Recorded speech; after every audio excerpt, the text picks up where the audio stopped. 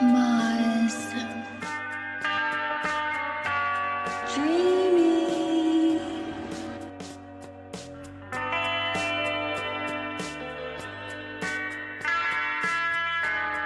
Dream TV. Dream TV. You are now entering Dream TV.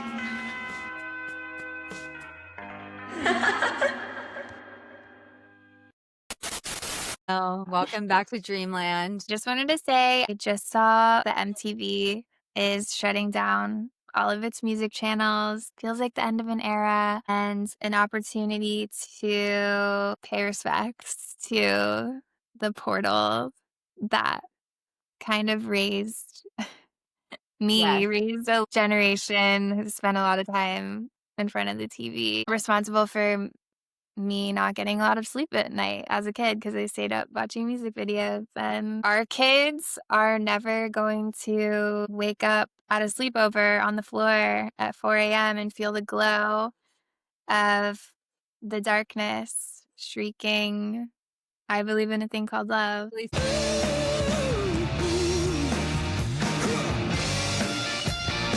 So sad. That's over. Thank you, TRL. Thank you, Real World. I have been rewatching the first seasons of The Real World from like 1992, and it is an experience I truly cannot recommend enough. To find out what happens when people stop being polite. Could you get the phone? And start getting real. The real world.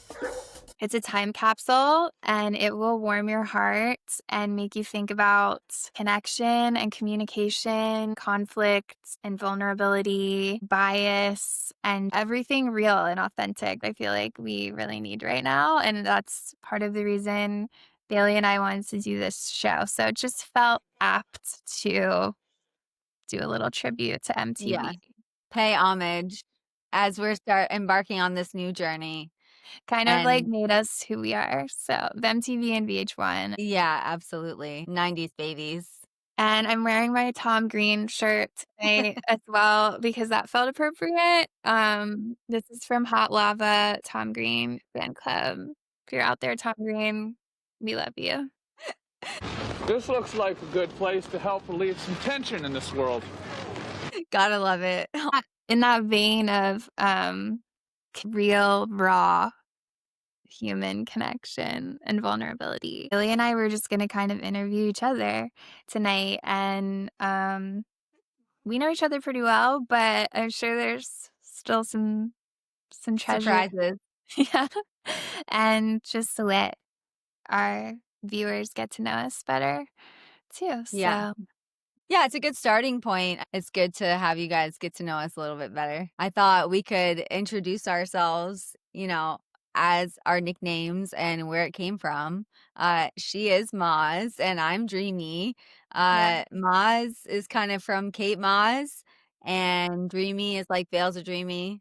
I've been Bales of Dreamy for a long time. Probably like As long as I've known you. Yeah, probably Sure. like 18 years or something crazy. Yeah. Was that ever your screen name, like your AOL screen name?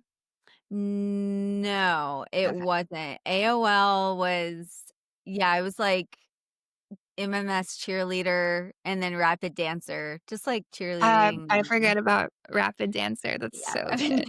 Rapid Dancer. It's so Yeah. good. I always want to know people's screen names. I think they're so funny. Mine was Tar Heel Cutie 2. And I just like never changed that.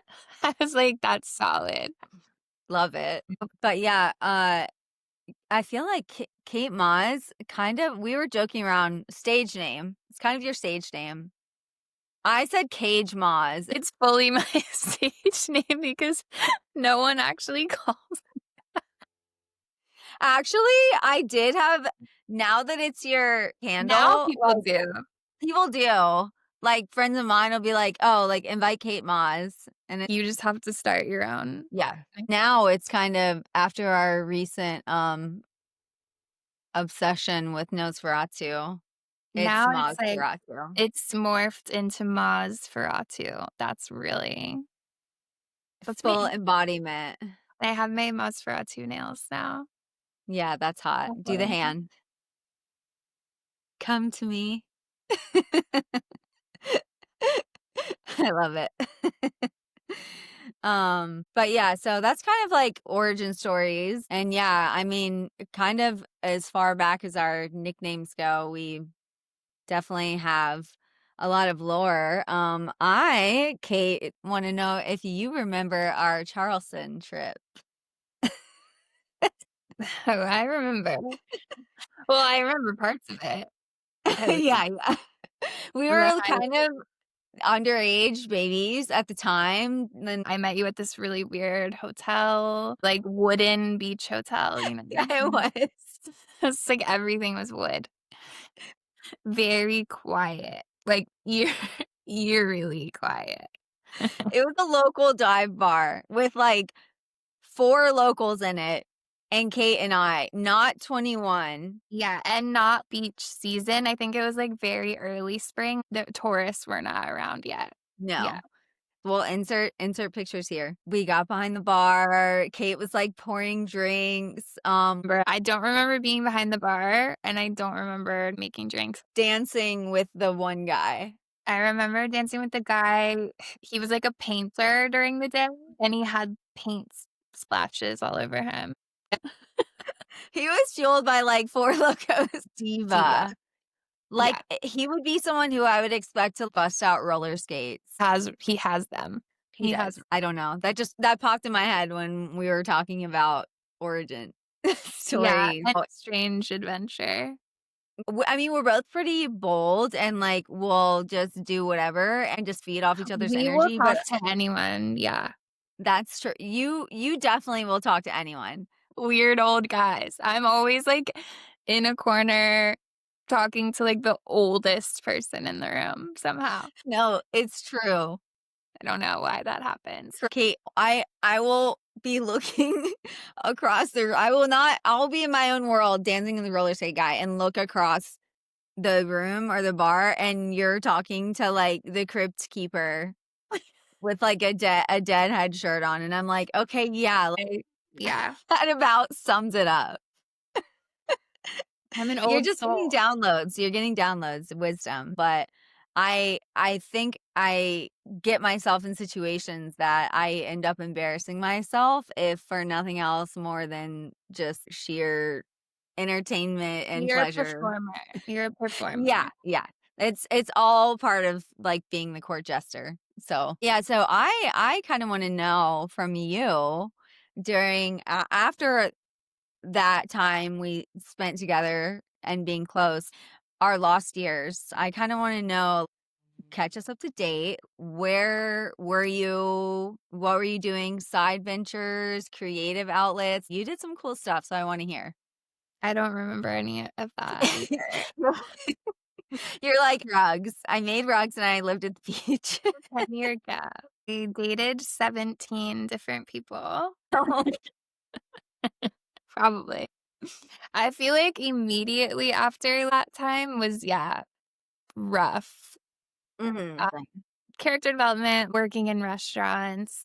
But then I also was getting really into yoga and studying yoga and meditation. Huge for me. I really leaned all the way into that. I was such a hippie girl, going to meditation circles. And yeah, I went to Costa Rica to study. I would go on like silent retreats. I did a Oh, wow.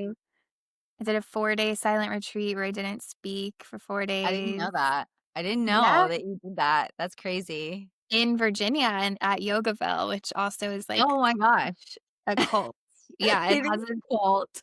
it has a strange history. So yes, I survived Yogaville. And it almost pulled me in. I would say especially back then, was a bit susceptible to like Mhm. a cult environment. I mean, Yeah. I went there willingly. But Yeah. I didn't really know when I went that it was a cult. I just knew it was an intentional community where people did yoga. Beautiful property, gorgeous grounds. Virginia is beautiful. They have this massive I've seen shrine that. to all the world's religions where we went and meditated like multiple times a day. But it was the classic story of an Indian man coming to America and basically setting up a cult for himself that served him. And he's been long dead, but they still worship this guy. Like they chant to him and like Guru. they're selling his books and stuff. Even though there were like sexual abuse allegations against There him, like, always is. they're still going strong for Swami Satchidananda. Honestly, his books are great. Gray Like, area. I'm not gonna tell you try it. I mean, Like maybe I want to stay here longer. Like I was considering trying to figure out how to move there and just like meditate and do yoga all the time. that's so you. I can see you doing that. You're And like, garden. I think I bought like a coexist bumper sticker in the gift shop there. you would. That's not even a joke. I need to be praying all the time. And like I need to eat all of my meals in community with these hippies. Oh my And God. I was like, I'm gonna go home and think about it. The further I got in my car driving away from Yogaville, it's like it started exiting my brain and I'm living back to reality. You're like out of the vortex. Yeah, like on my drive, I was like, wait. I was like, no, I can't move to Yogaville. Like, I'm not moving. Oh my there. God. Like, what am I gonna do? You're like coming out of hypnosis. More than one experience like that. Sometimes I would just get a little lost and I love having new experiences.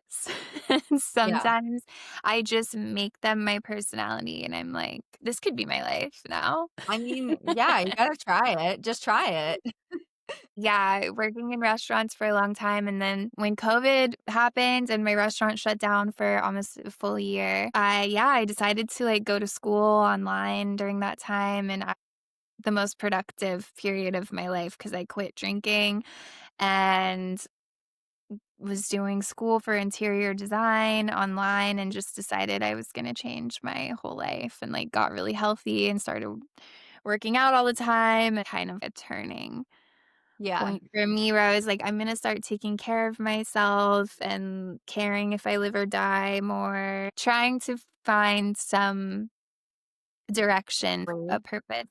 I actually loved working in restaurants, but working for someone else, whether it's a 9 to 5 or whether it's service industry, I really have always struggled to keep up with the schedule as a woman with a hormonal cycle and with hormonal disorders. I have periods of time every month where I'm really low energy and really depressed. And when you're in a front-facing position every day, 5, 6 days a week, it felt not sustainable. But yeah, I was making art, making rugs for a while I there. love your rugs. There's been a lot of journeys. I'm an artist. I mean, you are an artist. I've just been exploring different channels and just reading a lot, learning a lot, and discovering myself. Well, you teach me a lot. Tell us about your journey through the last years where we weren't together in California and Colorado. Bailey lived on Mount Shasta at one point. Did. So we've both So- been a little bit cult adjacent at different times. That's true. That's true. But Bailey's was more like circusy. Yeah. I mean, mine is interesting. I lived in Atlanta for a year. It was weird. I've kind of been lucky on my journey that people have just been adoptive to me. And people have been, you're living with me. And I'm like, okay, awesome. God bless my Atlanta friends. Lindsay is an angel now and forever. She kind of took me in. Then I ended up going to Costa Rica with my sister for a festival and backpacked through Costa Rica and Nicaragua. And ended up meeting a group. We ended up individually meeting people who we didn't know were from the same group. Those people, my California friends, my lovely, dear California friends, ended up kind of doing the same. If you want to come live in California, come work for us on our farms, trimming, and up north in Mount Shasta. And so we ended up going. And yeah, I was cooking for everybody, like 20 people up on a huge, up like 2.5 hours up the mountain on this 20-acre property where they had cleared the land off. They had built all these structures. We had a DJ booth next to our work area. And my friend Lily, who was an incredible aerialist, and she had her aerialist thing rigged up. I was so in awe because I had seen all this performance art. I'd been a dancer in the past, but I was like, I really want to learn aerial silks. And so during my time there, and she's professional. She's Cirque du Soleil level. She's amazing. And she was like, well, after, this season, if you move to the Bay Area, I'll train you. And so I decided that's what I wanted to do. And I moved to San Francisco, and then I would drive to Oakland and train aerial fabrics with her. So that was kind of like the beginning of my circus journey. So yeah, I kind of ran away, joined the circus. I didn't really join a real circus, but I was just learning, and that was really fun. Got to do a couple of performances with her and follow her around. And then in the city in San Francisco, I actually started dancing. In the city. In the city. And yeah, so anyways, I started dancing for the first time, like in a club, which was actually my most favorite experience ever, like coolest club ever. And I'd never been into a club before, ever before that. Your first one was the best one. It was. And I went in amateur, not knowing anything, not even stepping in a club on a Friday night to audition. I was so scared. That's iconic, though. And so, yeah, that was kind of the start of that. Baby Bailey. Yeah. I lived in Sonoma for a bit. Wine country. Well, like Mount Shasta, Sonoma. But only the best for my Bailey. Yeah. I really have to attribute that all to that friend group, because my entire situation out there was really worked out through them. They just really provided for me in terms of making sure I always had somewhere to live, a space, like a group to be in. God bless them. They changed my life. It was kind of incredible that it happened that way. And they gave me a lot of confidence to believe in myself too. And then I ended up moving. I did an ayahuasca ceremony. And then after that, I had this message that I needed to move. And I was like trying to choose between cities, did an astrology reading, and chose Colorado. That's so like, did ayahuasca. Which we both have since discovered that we both have Denver. We have astrocartography lines going through Denver, which is significant because we have spent time together in Denver. We've just been brought to Colorado multiple times over the years, but yeah, we kind of like reconnected. Exactly. That was like our reconnection time. I was in Colorado for 7 years. A lot happened there. Kind of got into contortion there, had a bit of a dating journey, and yeah, then ended up collecting 4 more dogs there. So it was me, 5 dogs, and a cat. And then that's when Kate and I, we just had a merging after COVID, like at the tail end of COVID. Tell us about getting your second dog and how that happened, and how you formed the relationship with the rescue, and how you ended up with 4 more dogs after Coda. Now 5 more after Coda. But I know. This is a question that my friends who don't know you ask me a lot. So she's so beautiful, and she has so many dogs. Like, how does she have so many dogs? Okay, so it's a good question, because it's not really kind of a normal thing to do, especially living in an apartment. But so during COVID, my sister had been connected with this rescue. She was staying with this lady who worked directly with this rescue in South Korea. And this rescue, Rebel Rescue of South Korea, shout out. Robin, she's doing amazing work. You guys should all check it out if you're considering adopting a dog and you're serious about it. My sister had a dog or 2 at that time from that rescue.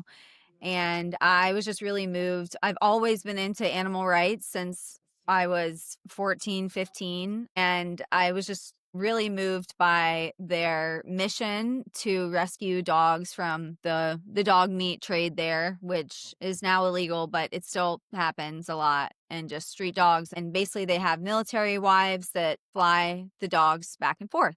And so I was ready for a second dog. I think it was just, like COVID, everyone kind of had that feeling. I was going through a pretty tumultuous time. Coda was probably like 5 at that time, and I was like, all right, Coda needs a brother. So I got Keanu, my beloved Keanu, Kiki, huggy boy, lover boy. And he is just the second best thing to ever happen to me. It was amazing to see Coda bring another dog in and just be such a teacher and a guide. And after that, I kind of got caught up a couple times, like during PMS, and seeing a dog that really warmed my heart. And I'm like, at 3 a.m., I'm like, yes, I'm adopting. But I would never say yes to a dog unless I could absolutely like feel that connection and imagine them in my life, and just knowing that the situation would work so well. And I've been blessed that every time I've done that, it's really worked out. All dogs are angels, but I've just been blessed that my dynamic works And so well. she doesn't live in an apartment anymore also. No, I don't. That was on the very tail end of that. When I got my last 5th one, like, honestly, I was making it work because my job really afforded me a lot of free time, and I could choose my schedule at a lash business. So like I could work from home. You had a huge apartment. Yeah. My apartment was actually bigger than my house. So Yeah. It's just now you have a yard. But yeah, the yard is huge here. Yeah, so that was kind of how we made that work. And now we're also blessed with your son. Bailey is a package deal. She comes with 6. Listen, honestly, probably the best baggage that anyone could ever ask for. Well, truly. But also I'm really protective. Like I really don't let anyone in my space. We're both people who have really grown to protect and prioritize our peace over like anything else. Everything. And I'm curious what that means to you and what it looks like for you, and how it's affected your relationships. That's my guiding light. If it doesn't bring me peace, it's not for me. And I have it took me a long time to learn boundaries, how to say no with confidence, and like, because I'm so self-assured and I know exactly how I need my inner world to be so I can be my best self. It's really just over anything. And now, yeah, like having 6, 7 babies, including Ponyo, it's like I'm not messing around. I have very strict boundaries. I'm just, I'm sensitive. We both are. We're both very empathetic. Oh, it's about nervous system regulation. Mhm. And we know when we're in balance and when we're not. And I think we're both really in tune with our bodies and with our emotions. And if something or someone is taking me out of my baseline that I've worked really, really, really, really, really, really hard Mhm. to maintain and to figure out the routine I need, and the amount of rest and the amount of exercise, the amount of food, and all the years of therapy and meditation, I know how to maintain it. It's harder to maintain it in relationship with people, and like that's something I'm still learning, because nothing's ever perfect. No one's perfect, and conflict is unavoidable. But yeah, anyone who's makes me feel weird or is bringing weird energy into my very safely maintained and protected bubble, it's just It's a we've no. really learned how to say no. Yeah. Yeah. Yeah. And sometimes I've had to say no when I like really didn't want to, but have to. For me, it's simplified just because I'm never really even open to a relationship right now with a man, like for a long time. So it's kind of like, if it doesn't make me happy, then it's a no. Or princess. And I'll go to war for you. And you know that. I was just gonna say something that I love about you while we're like lightly on the topic of relationships, like you are such a lover girl by nature. And I love that about you. I know, but I love it about you. And I kind of want to know, this is a loaded question, so don't think too into it because there could be a lot of answers. But what would you say is like one of your in recent days, like what is something that you feel like is a profound lesson in love? Yeah. Um, I think especially recently, one of the biggest lessons is something that you actually have really helped me with. Just saying what you want and asking for what you want. And you have to be explicit. I think a lot of women get into relationships seeing a lot of potential and having really high hopes and kind of like painting a vision in their minds of what the future is going to look like because they see certain potential and they think that the relationship will build to that point. And maybe Yeah. sometimes it does, but I think you can really get into trouble if you're not honest in the beginning about your expectations. And I think women in general should be setting their expectations higher, like higher and higher, get them all the way up. Up. Especially if you've done so much, like a lot of work on yourself. You have to know your value. Yeah. And you have to be willing to walk away if someone can't meet you there. I always stress this point, who you get in the beginning. I mean, sometimes it's honeymoon phase, but the things that come up, like that's who that person is. I think just listening, observing, trusting your instincts. A lot of times in my life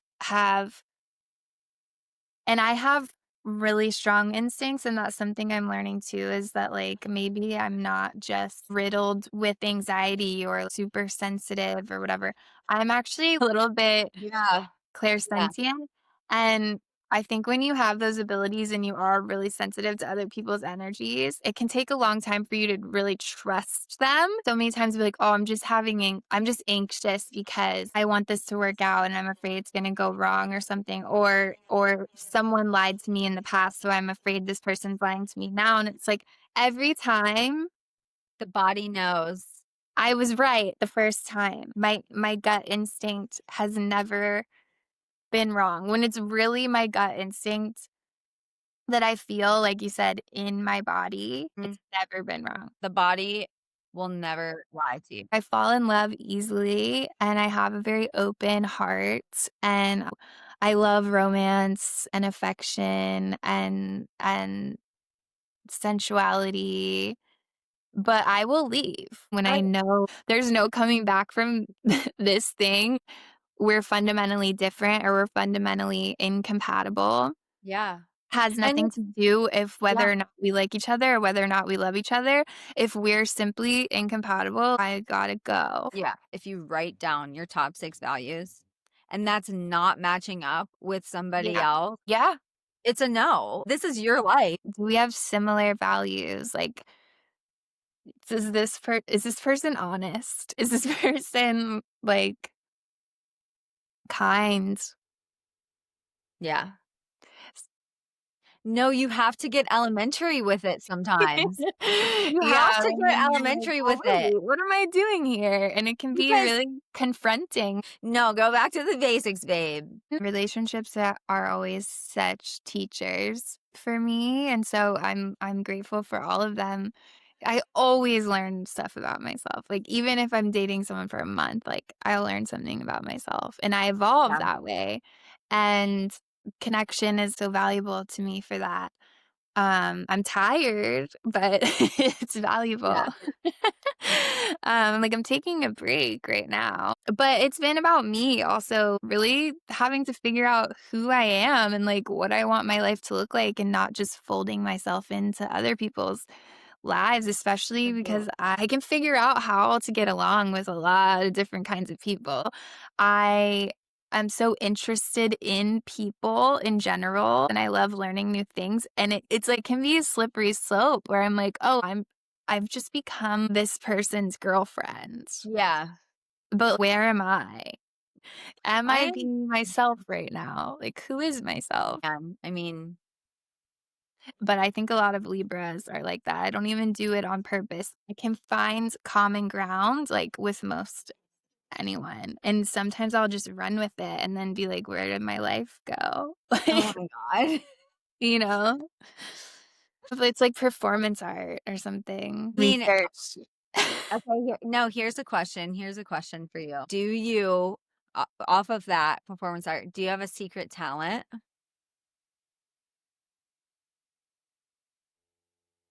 I mean, Are we thinking the same thing? I can do the splits. Okay. Really flexible, but we both have that. I can kick over my head, I can do the splits. Well, you can speak Italian. Dove I uomini ricchi? Dove I uomini ricchi? I uomini ricchi. You got it. Since we were talking about MTV earlier, if you could be on a reality TV show, which one? We might have the same answer. I think we do have probably the same answer because I feel like it's just the coolest one to be on is Traders. I know, it's Actually, though, Traders!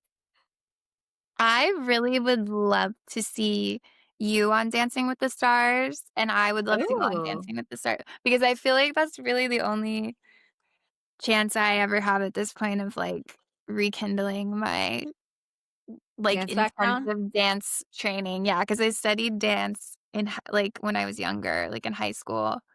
I don't have the discipline to train like that No. anymore, but if you're in that setting where they're, like, forcing you to do it with Oh, yeah. one-on-one trainer every day, like, that's invaluable, like, that's would be so sick. I But know, I would love that so much, and that'd be so fun to, like, compete and I mean, let's manifest but it. Traders would be really fun. I love Alan Cummings. I absolutely love him, and, like, that's so beautiful where they go in Scotland, but I would really want us to go together, But we so would have to go together because I'm really good at improv and I can lie to I could do it.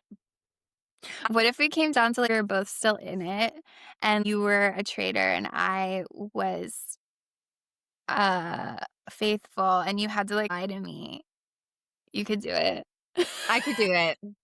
You're You like, know I could. You know "I I could. know, I I'm know, competitive. I know." And Yeah. I can just, like, say stuff. I have trouble lying to women. Like, Yeah. I've Well, I would never always want to lie to a I woman. get like, I start sweating, and I'm like, "I can't." Especially if they're, like, older than me, I'm like, "That's my elder." I think I'm in that category of people where they're like, "This is just for reality TV." Oh, yeah, That I but could do it that. Like, otherwise, you're no, like, I performing. don't I'm a Performance. truth teller. I'm a truth Yeah. teller like No, you. I know you are. I know you Yeah. are. If I'm a storyteller, so if I'm coming up with something to say, like, yeah, I feel like I could definitely convince Run people with or, like, it. play devil's advocate and get us to the end. But I Be do smart think I though. would be good at the challenges. I'm Oh. always wanting to prove my athletic ability. So, that's why we would make a good Fearlessness. team. It's because you would be good at the physical challenges, I wouldn't be because like, nose job, no. Protect the face. But as far as, like, the strategy, I could hold that down for us. So we would Yeah. be a good team that way because you would be good at the physical challenges, and that's hot. I wanna see it. I wanna see you, like, joust with a guy and, like, joust him off into the Yeah. water. Yeah. I'd be barking at you. And your voice too. I feel like it's like the Little Mermaid voice where it's like it doesn't her voice. I can charm people. Yeah. It's it's it's hypnotizing. That's where we're headed. We're headed to Traders and then Dancing with the Stars. It would go in that order. Okay, okay. Oh, here's a good one. How would you describe your style in 3 to 5 words? Because you have an iconic style. You're like a fashionista. In one word, like, I just always look cool. True. That's one of the most common feedback I get. That's My dad always kind of looked cool, and I was just like, "I'm gonna look cool. yeah. No matter what That's I do, true. I'm gonna make sure I look cool." I don't know, I feel like I'm in kind of a new era. I'm leaning way more into, like, goth and I dress Hot. much more minimalist than I used to. I used to dress so loud and so colorful and experimental, crazy, like psychedelic, like Well, you had a pixie. very Miami. Yeah, I used to be very Miami. I still do that sometimes, but I think like sensual, relaxed, definitely influenced by the 90s. And I also really love to just be in a bikini. That's a huge thing for me. So one of my words is just bikini. God bless. But actually 80% of the time in my day-to-day, it's like stoner.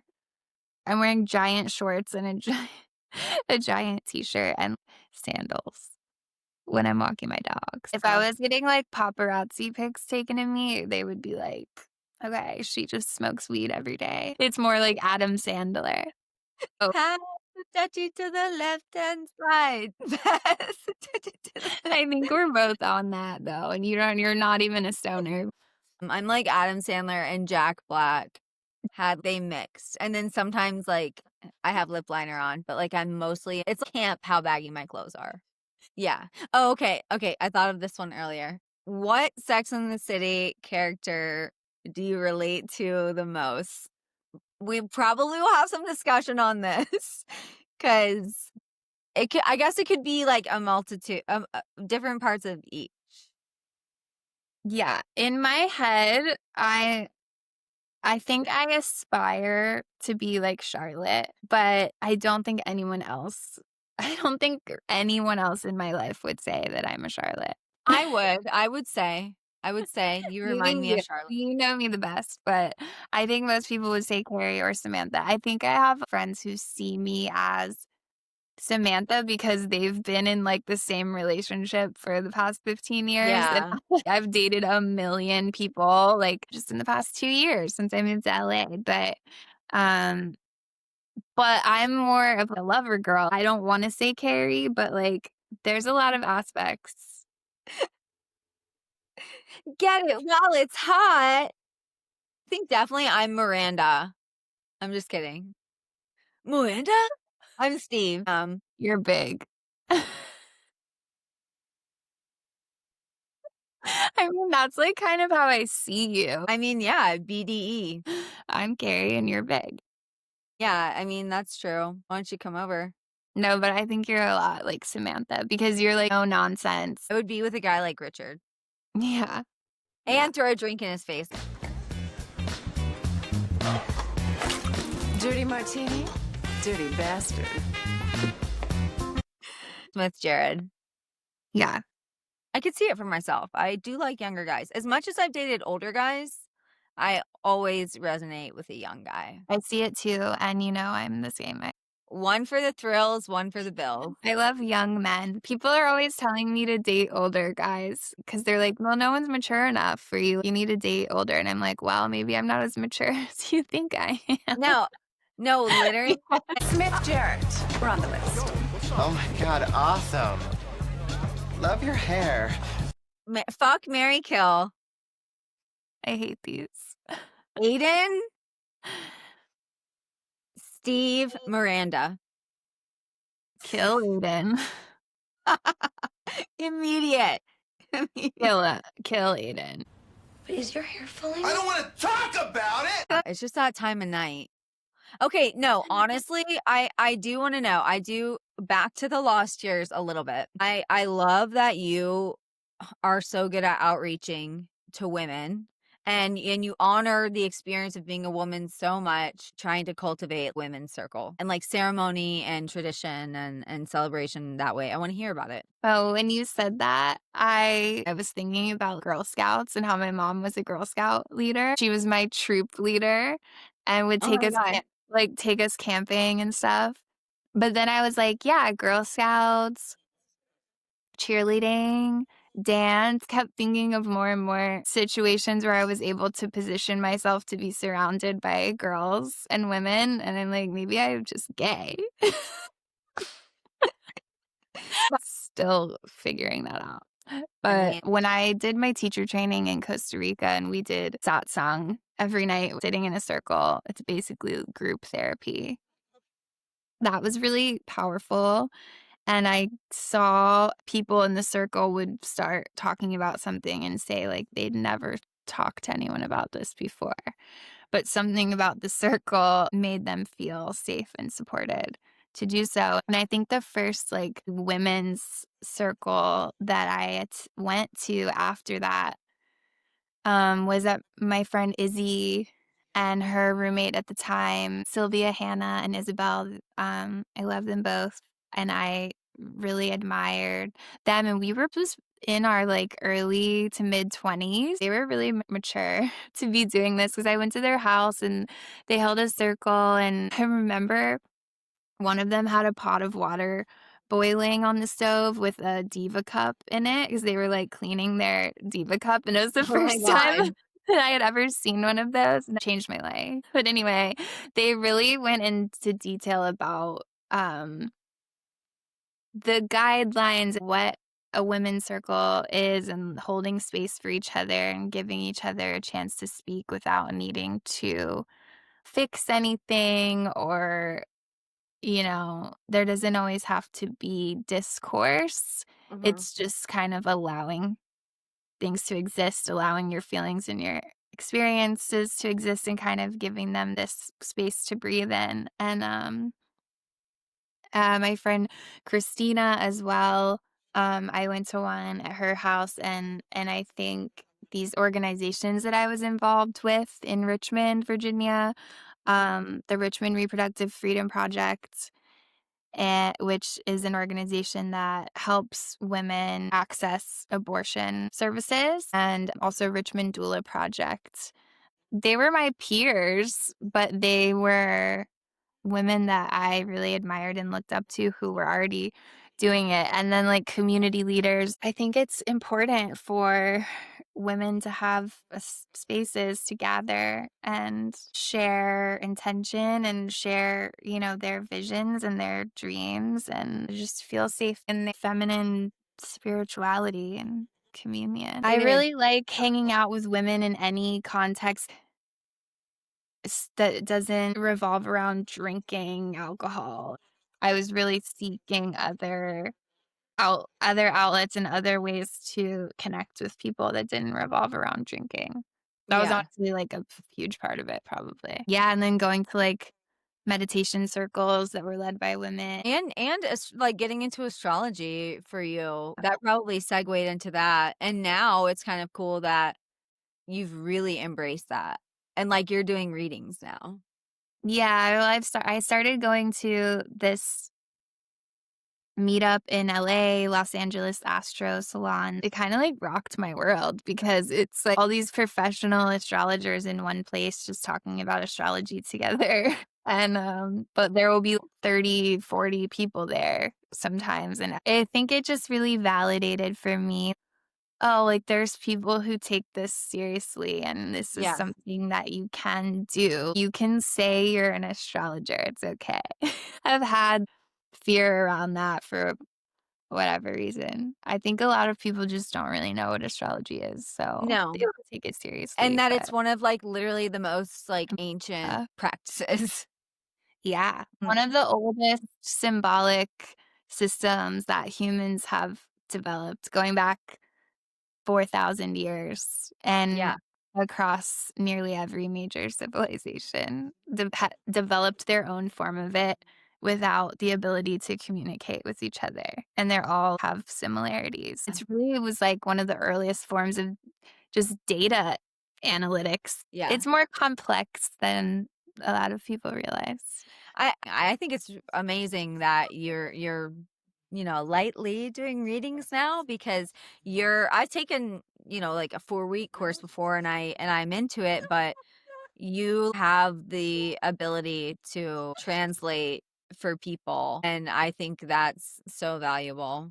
And you teach me so much about it. So It's fun. I'm excited about that. Yeah, it's honestly really fun. And I'm looking forward to exploring other people's charts more. Okay. So yeah, I feel like we kind of really got into at least a little bit about both of us, some fun experiences and shared experiences and our lens for the world. While we're kind of nearing the end of episode 2, I did want to touch back on last week. We talked about dream interpretation, and I brought up my little dream on screen, did a little live interpreting. So I did just want to finish that out because it was kind of cool to me to take those words and remember what the dream was about during the time. And really, it was kind of about the beginning of our podcast. It kind of took it as embarking on a new journey for my soul's purpose. Really just what I have to offer the world, showing up as my authentic self and being vulnerable. And that's kind of all tied into that. It's really a gift to be vulnerable, get to be ourselves and bring levity and joy and hopefully healing and wisdom. It was cool to realize like that's what I can take from that dream as we start on this new journey. Stepping out in your big shoes. Yeah, stepping out in my big. So we are, surprise, we're going to have a little Halloween spectacular together. We'll be together for that, and we'll have some fun things coming. We do have a handshake that we made one time. Kate, I don't know if you remember it, Kate, but maybe we might do a rendition. Maybe we'll show you guys a little clip, a little teaser, and Let us know if you want to see it. let us know. Let us know. Also, let us know what you're being for Halloween, and also if there's any Halloween specific questions you want to have answered. Ghosts and ghouls and goblins, monsters. Tell us if you saw a ghost, but we're excited. We can't wait to see you guys there. We have some fun things in store. It's Dream TV 2.0 as it's meant to be. Tune in and we'll see you next time. Thank you. We'll see you next time. Life is but a dream.